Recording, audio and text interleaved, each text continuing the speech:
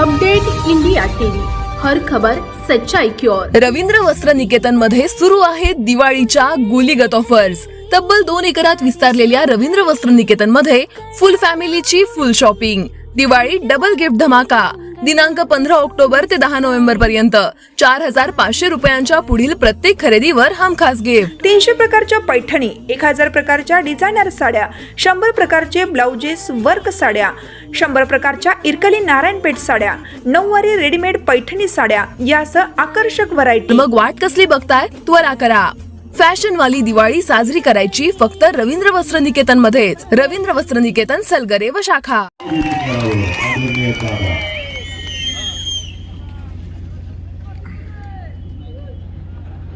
छत्रपती शिवाजी महाराजांच्या आचार विचार आणि संस्कारांना नटलेल्या डोंगर कपाऱ्यामध्ये राहणाऱ्या आणि ज्या भूमीमध्ये छत्रपती शिवाजी महाराजांच्या सुपुत्राला सुखरूप वाचवण्यासाठी आपल्या प्राणांची आहुती मावळ्याने दिली, त्याच मातीतून आज विजयाची हुंकार भरण्यासाठी म्हणून एका शिवाजीच्या मुलाला वाचवण्यामध्ये त्या काळच्या मावळ्यांना अपयश आलं, पण आजच्या काळातल्या शिवाजीच्या मुलाला वाचला पाहिजे आणि जिंकला पाहिजे याच्यासाठी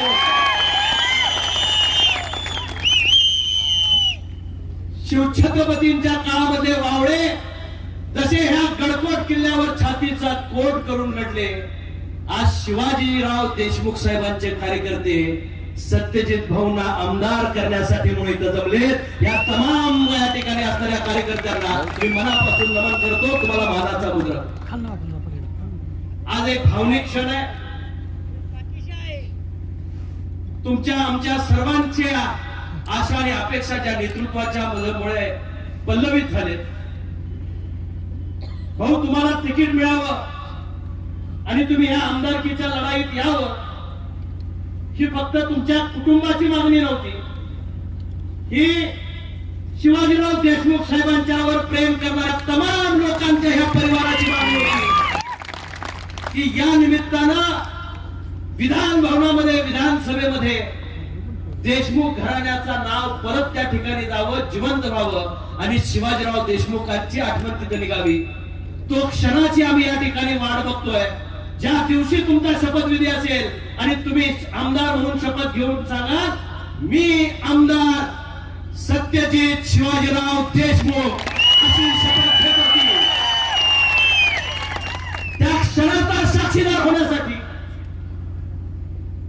तुमच्या आमच्या सर्वांच्यावर प्रेम करणारे हे सर्व कार्यकर्ते आज एका दिवात जीव ओतून या ठिकाणी इथे येत आहेत। आदरणीय सर्व भाऊ, तुम्ही इथे या ठिकाणी आहात, मला पुढे एका कार्यक्रमाला जायचंय। मी नाव घेण्यामध्ये आता या ठिकाणी वेळ घालवत नाही। सर्वच आदरणीय व्यासपीठ, खऱ्या अर्थानं मी आता भाषणाला उभा राहत होतो, काय एखाद्याचं नशीब असेल मला माहित नाही, पण भाषणाला उभा राहतोय म्हणून सांगत असताना मुख्यमंत्री साहेबांचा फोन आला। मला विचारलं काय करताय, मी म्हटलं सभा घेतो। म्हणजे विजयी सभा घ्या। महायुतीचे राज्यातलं परत शासन निर्माण झालं पाहिजे। महायुतीच्या कार्यकर्त्यांनी रात्रंदिवस झगडा करून गावागावामध्ये विकासाची ही गंगोत्री नेण्याचं काम आपण सर्वांनी या ठिकाणी केलंय आणि या सगळ्याला एक वेगळ्या उंचीवर नेण्यासाठी म्हणून आपण या ठिकाणी काम करतोय। सतुभाऊंसारखा एक संस्कारी युवक गेले 27 वर्ष आयुष्याचा आपला या ठिकाणी झगडा करतो। तुम्ही 2 माणसं डोळ्यासमोर ठेवा, खरोखर डोळ्यासमोर ठेवा आणि डोळे मिटून त्या ठिकाणी सांगा, साहेब झोपेत जरी तुम्ही विचार केला ना की आमदार होण्याच्या पात्रता ह्या दोघांपैकी कोण आहे, हे जर तुमच्या आत्म्याला सांगितलं नाही,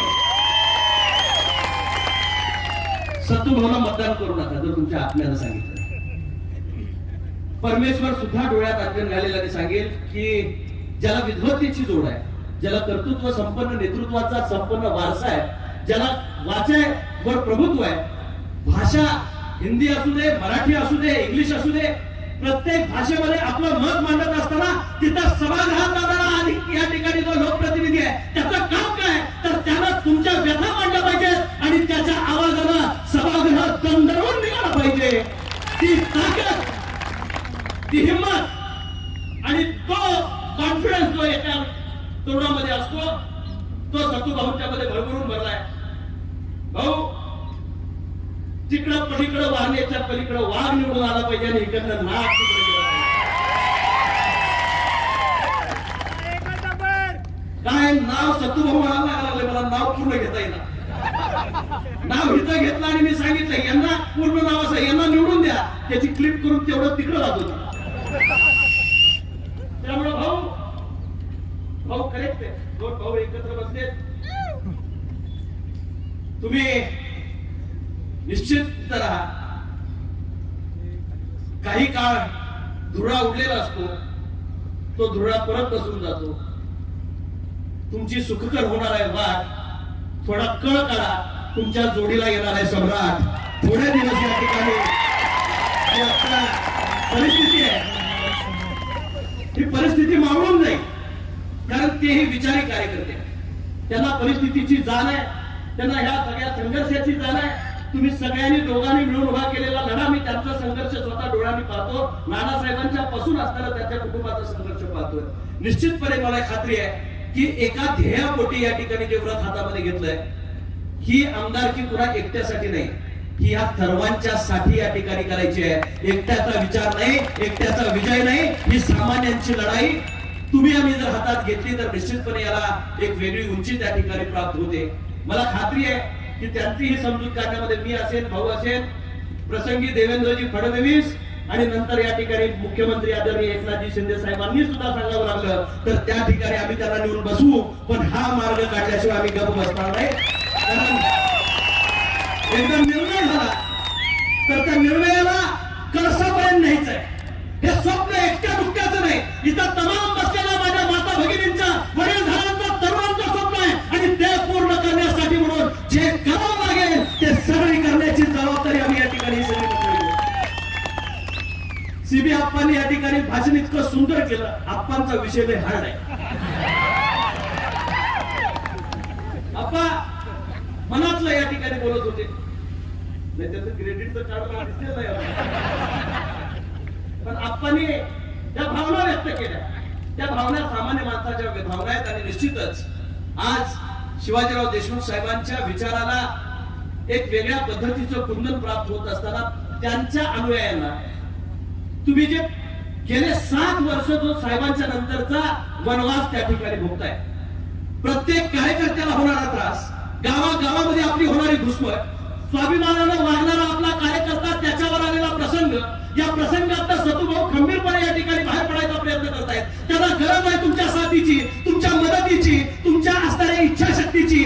पुढचे येणारे 20 दिवस तुम्ही सतुभाऊंसाठी द्या.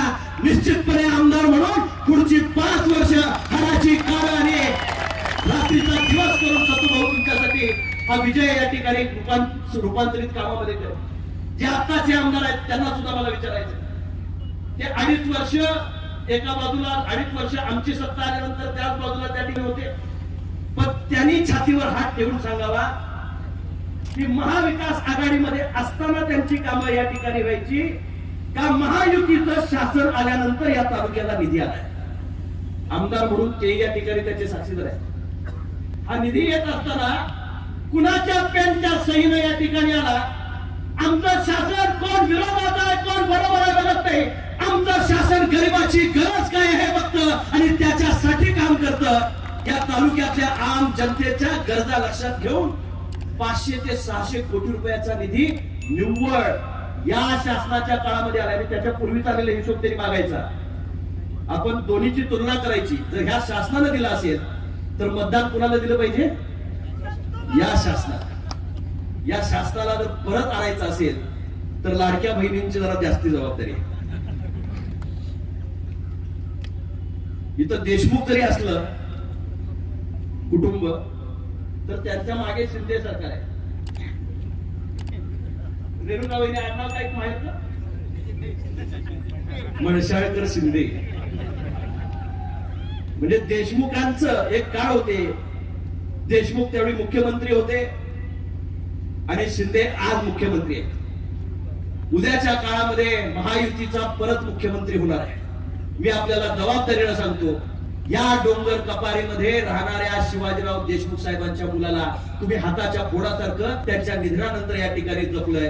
आज वसुवारस आहे, आपली गाय निघून गेली, वासरू बाजूला राहिले, त्या वासराला जतन करण्याची आणि त्याला टिकवण्याची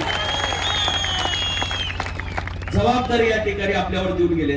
2 वर्षापूर्वी आईसाहेब निघून गेल्या, आज ते पोरका आहे, पण त्याच्यावर छत्र जे आहे ते तुम्हा सर्वांचं आहे. देशमुख साहेबांची शपथ आहे तुम्हाला, सत्यजित भाऊंना आमदार केल्याशिवाय आपण गप्प बसायचं नाही. आपण सर्वांनी आजच्या ह्या भूमीमधला तो चंग बांधून निघायचा आहे. तुम्ही पेटून उठला, तुम्ही मनामध्ये ठरवला की काही झालं तर कसलीही वादळ आलं तर आपल्याला मागं फिरायचं नाही. यावेळी आपल्या भाऊला परत एकदा आमदार म्हणून आपल्याला तिथं दिमाखानं न्यायचंय आणि त्याच्यासाठी आपण सज्ज होण्यासाठी मी हात घालायला आपला भाऊ म्हणून या ठिकाणी इथं या ठिकाणी आलोय.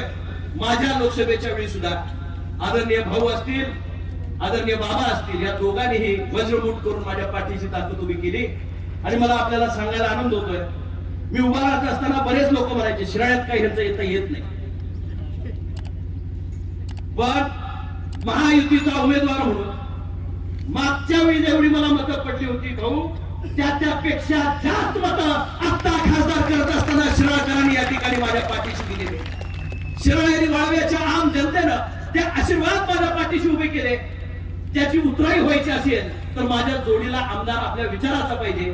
खासदार आणि आमदार एका गतीनं जर पुढे पळायला लागले तर निश्चितपणे त्या प्रगतीची पावलं या प्रत्येक गावागावामध्ये आपल्याला दिसायला लागतील. महायुतीचं शासन जर या ठिकाणी बघायचं असेल, पहिला ओवाळणी वर्षातनं एकदा यायची भावाची, आता महिन्याला येते. लाडक्या बहिणीवरचं चेहऱ्यावरचं हसू थांबत नाही, कारण त्याची आठवण आतापर्यंत कुणीही ठेवली नव्हती. या शासनानं लाडक्या मुख्यमंत्र्यांच्या लाडक्या बहिणींना विनंती करायची आहे की आज रक्षाबंधनची ओवाळणी टाकण्याची वेळ कायमपणे या ठिकाणी आपल्याला करायचं आहे, पण ओवाळीची वेळ आपल्याला आता आली आहे. येणाऱ्या 20 तारखेला आपण सत्तू भावना ओवाळा आणि त्याची ओवाळणी पुढची 5 वर्ष देण्याची भूमिका हे शासन सातत्याने या ठिकाणी करत राहील.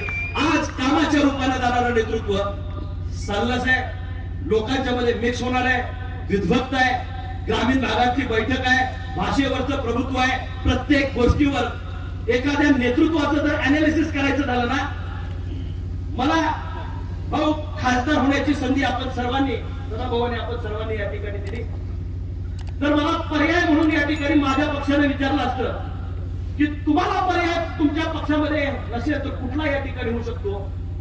एखाद्या चांगल्या व्यक्तीला आणखी चांगल्या व्यक्तीने बदललं ना तर प्रगती आणखी जोरात होते.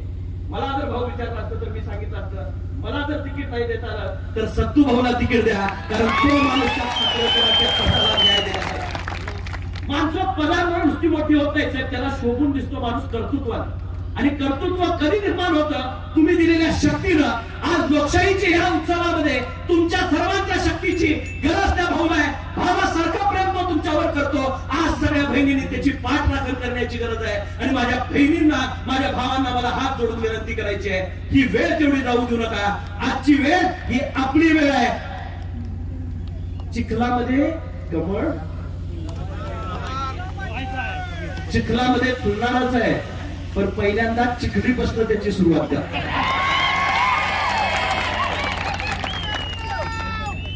सुरुवात आपली तिथनं दमदार झाली पाहिजे. लोकसभेला आपण धनुष्यबाण तिथं झंझावात त्या ठिकाणी नेला, आणि गावागावातला तुमचा आवाज शिराळ्याला या ठिकाणी आपण नागपंचमीचा उत्सव व्यवस्थित व्हावा म्हणून या ठिकाणी प्रयत्न करताय.